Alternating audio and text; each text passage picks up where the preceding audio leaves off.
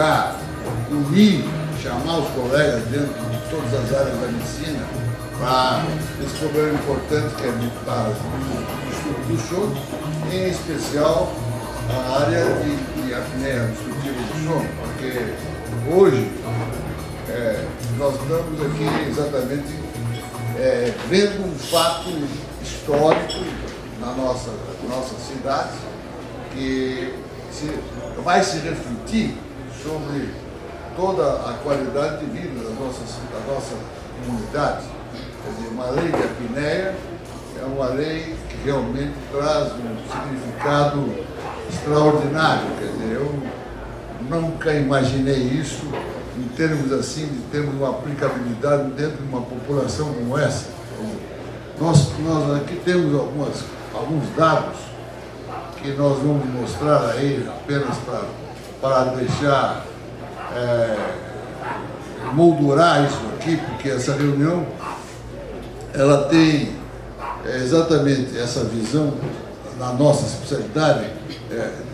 Esse aqui é o nosso instituto aqui em São Paulo. O condutor, por favor.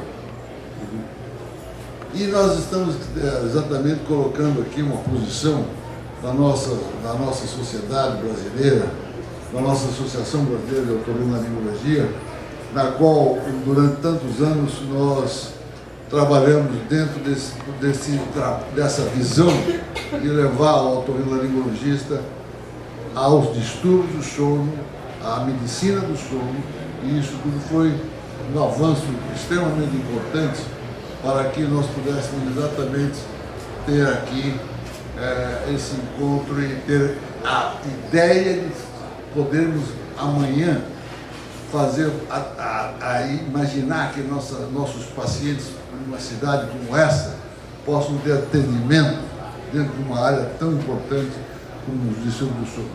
Nós temos várias empresas aqui que nos patrocinaram, nos suportam, nos mantêm, porque fazem parte de toda a atividade médica.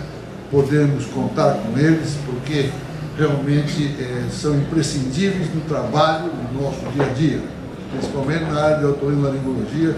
Isso tem um significado muito grande. Nós agradecemos muito a esses colegas, esses profissionais que estão ao nosso lado no dia a dia, dentro do nosso trabalho médico, em relação, em especial, à apneia do sono.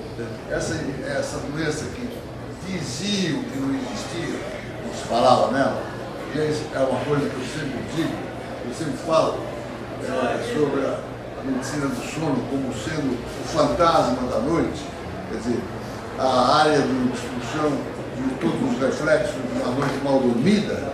Todas essas condições fazem parte da história do mundo, da humanidade, quer dizer, está na arte, está na música, está nas histórias.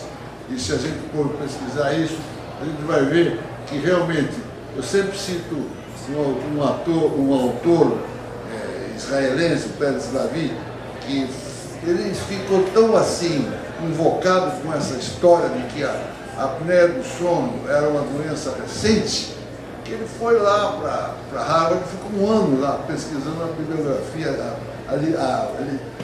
a biblioteca de Harvard, pesquisando histórias, e encontrou uma imensidão de trabalhos já do século XIX sobre a sonolência excessiva, sobre quadros que, como ele diz, como pode uma síndrome com tão óbvios sintomas, quer dizer, todos nós já vimos um indivíduo com ronco alto, sono interrompido por intermitentes paradas respiratórias e obsessivos surtos de sonolência diurna passar desapercebidos nos olhos das tantas gerações de médicos. Eu sempre repito isso, essa aula não tive, né? Faz algum tempo, exatamente, que eu tive aula na faculdade, mas os meus magníficos professores nunca me deram essa aula. E aí vocês vão dizer assim, então é uma doença recente? É evidente que não é uma doença recente, né? Porque na história nós sabemos que nós temos todo um quadro que já se desenhava e que não se conhecia por vários fatores tecnológicos, o surgimento exames que pudessem explicar o que acontecia na via aérea superior desses pacientes. Se considerava que havia uma intoxicação de gás carbônico desses pacientes. As primeiras descrições dos quadros obstrutivos de vias aéreas eram realmente extremamente diferentes. Nós sabemos que nós temos N causas de problemas de distúrbio do sono, desde que talvez hoje a privação do sono seja uma das causas mais frequentes dos nossos dias sonolentos, porque se dorme cada vez menos. E isso é que nem aquela conta bancária que você tem, aquele cheque especial que você não cobre e que vai te levando a juros, que vai te prejudicar a qualidade de vida, porque você vai pagar caro por essa privação do sono. E isso nós chamamos muito a questão da nossa população, principalmente dos jovens de hoje, que dormem cada vez menos.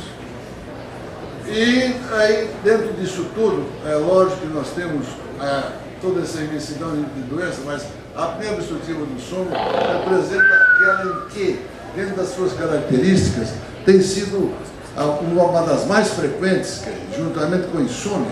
Quer dizer, são as duas características mais importantes que causam realmente prevalências importantíssimas na nossa vida.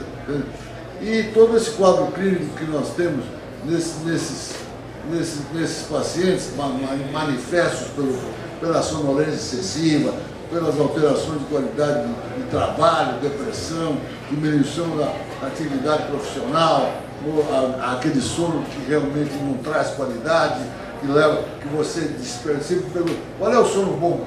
É aquele que você levanta disposto. Quando você acorda de manhã e você está com sono, você não dormiu bem. E isso é um sintoma tão claro, mas que ficava por isso mesmo. Hoje não, hoje a gente pode esclarecer muito melhor isso. Nós podemos saber que essas doenças levam a um monte de outros problemas, afetam mais o sexo masculino por N questões, obesidade, tabagismo, levam a quadros de comorbidades gravíssimas que matam. A apneia mata. Entende?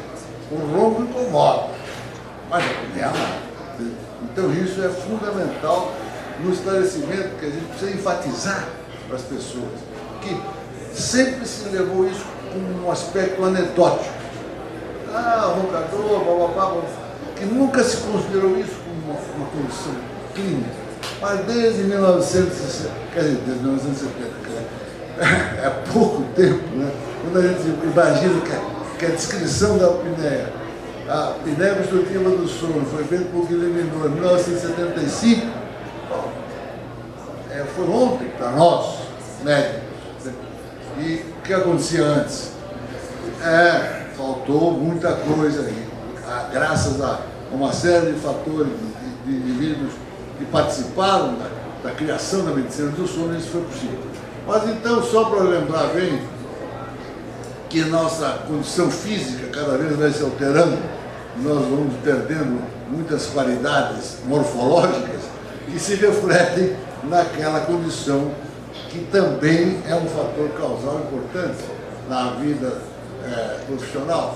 A verdade é que essa visão do ronco como um contínuo que vai levar esses pacientes ao quadro de apneia obstrutiva, com todas as suas condições, perturbações, reflexos da condição de vida, na condição de acidentes, de trabalho, de automóvel, de doenças todas, é realmente importante. E aquela história de sempre, quer dizer, ou quem nunca viu, quem nunca teve um pai, que não sabe o que é ter um pai, quer dizer, porque era uma brincadeira, não é mais uma brincadeira. O ronco é um problema médico, a apneia é muito mais do que isso ainda. Então, isso não pode ser levado em consideração. Então, você vê, por exemplo, esse reflexo de daquela criança ou daquele cônjuge que acorda, o reflexo do distúrbio do sono que acontece no dia. Quer dizer, não há nenhuma criança, nenhum desses vai suportar uma condição dessa. Vocês veem que por questão de... E isso é uma verdade. Nós sabemos que a criança, por exemplo, nós podemos fazer a profilaxia da apneia hoje. Isso é uma das grandes ideias. Eu conversei com o Paulo sobre isso. O Paulo tem uma visão, por exemplo, da criança como um aspecto extremamente importante, visando exatamente, não só a apneia, mas a gente sabe muito bem que a profilaxia é fundamental na infância, mas na apneia, isso também se reflete às vezes de uma forma clínica diferente do adulto, mas tem que ser visualizada naquela criança obesa, que vai ter uma série de sintomas que você precisa avaliar do ponto de vista de desenvolvimento estatural, aprendizagem, retardo mental, em termos de contato com alterações cognitivas. Esse quadro da criança, que depois vai levando, inclusive, a alterações mais graves do ponto de vista sistêmico, pode também ser controlado muito claramente na criança. Se vocês veem, por exemplo, uma criança dessa, por exemplo, o tipo de respiração de uma criança desse tipo, quer dizer, com toda a sua dificuldade respiratória, aqui fazendo uma polissonografia, um diagnóstico que é fundamental, e às vezes um caso desse pode ser facilmente resolvido com uma adenamidalectomia, quer dizer, isso pode ser uma solução, mas temos também outras soluções para pacientes desse tipo. Uma população dessa tem 32% de apneia do sono. Isso significa 3,5 milhões de pessoas que sofrem de um problema gravíssimo que se repercute na vida diária da população, causa acidentes, diminuição da atividade no trabalho, causa morbidades, doenças que vão ter um custo alto para a saúde pública. Quer dizer, isto sim tem que ser pensado seriamente. Quer dizer, nós temos que pensar nisso. Quando a gente vê as estatísticas iniciais de grupos, por exemplo, estrangeiros, de 2 a 4% de apneia, hoje a gente dá risada, porque no dia a dia da gente a gente vê que isso é absolutamente uma ideia vaga inicial que se tinha. Quer dizer, nós sabemos que nós estamos enfrentando muito mais do que isso, porque a maioria dos pacientes permanece sem diagnóstico, sem tratamento, e é por isso que eu acho que todas essas condições que vão se refletir na população têm que ser atacadas para valer. E vocês veem que uma pesquisa em 100 e tantas cidades, quer dizer, já mostrou, quer dizer, condições de mal sonolência, de sono nesses pacientes, trabalhos brasileiros mostrando isso. Quer dizer, já é importante para nós termos essa ideia e esse reflexo na vida, nos acidentes automobilísticos. Como é importante isso numa população que não sabe o custo que representa isso em termos de... Toda manhã a gente está escutando isso no nosso radiojornal, aqueles acidentes das marginais, acidentes de estradas, de motoristas, que simplesmente criam uma condição terrível no tráfego das nossas cidades. Quer dizer, tudo isso, e além do que, produzem morte, importantes acidentes que se refletem no nosso dia a dia. Você vê como um americano faz estatística, e eles estão, para eles, o negócio está ali na ponta da conta, está ali na ponta do lápis, eles sabem fazer conta. E Harvard fez um trabalho extraordinário sobre isso, mostrando que dos acidentes de tráfego nos Estados Unidos, desde os acidentes com cintos de segurança de álcool, a apneia representava um índice de bilhões de dólares e gerava em torno de 10 a 40 bilhões de dólares de prejuízo para eles. Quer dizer, como eles sabem fazer conta, eles procuram soluções. Quer dizer, nisso tudo aqui está esse trabalho extremamente importante, sabe, para que a gente possa sentir quanto custa isso em termos de tratar os reflexos disso nos custos das comorbidades, no reflexo dos acidentes que levam a prejuízo na atividade profissional dessas pessoas, nos acidentes de trabalho, em todos esses fatores sociais que levam muitas vezes a ruptura familiar até por problemas desse tipo. Então é extremamente importante que hoje, e para nós hoje, é importante que a gente veja a necessidade de uma visão médica da saúde profissional para que a gente possa realmente criar um grupo, uma força-tarefa na nossa cidade, que seria exatamente um dos fatores que eu acredito fundamentais, com um projeto piloto que pudesse levar a um trabalho que pudesse ser um exemplo. Eu acho que São Paulo está tendo hoje uma iniciativa extremamente importante para que nós possamos iniciar um trabalho com especialistas, com gente dedicada ao trabalho dentro dessa área, que dentro disso tudo vão poder trazer aquela visão que nós temos da formação inicial da nossa medicina do sono no Brasil, desde o professor César Timoiaia, que foi o primeiro brasileiro professor de fisiologia da Universidade de São Paulo, que estudou sono, até a criação do Instituto do Sono, em laboratório, da Sociedade Brasileira do Sono, da Associação Brasileira de Otorrino, criando as academias brasileiras de sono, academias brasileiras de ronca-apneia, depois transformadas em departamento de medicina do sono da Associação Brasileira de Otorrino, que hoje está absolutamente envolvida nisso,